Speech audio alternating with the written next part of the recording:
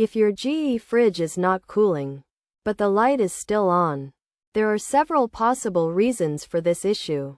Incorrect thermostat settings, dirty condenser coils, or a faulty condenser fan are among the potential causes. To address these problems, start by resetting the thermostat.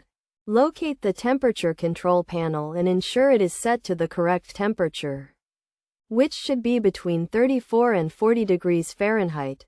Consult the manual guide for specific temperature recommendations for your model. If adjusting the thermostat does not resolve the issue, try cleaning the condenser coils, as dust and dirt accumulation can reduce their efficiency. To do this, disconnect the fridge from the power source.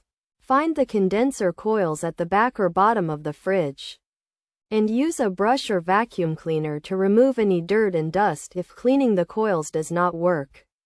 Inspect the condenser fan, as a faulty fan can prevent the fridge from cooling.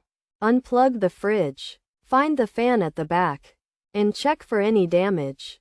If it is damaged, consider replacing it. By following these steps, you should be able to identify and potentially fix the issue with your GE fridge not cooling.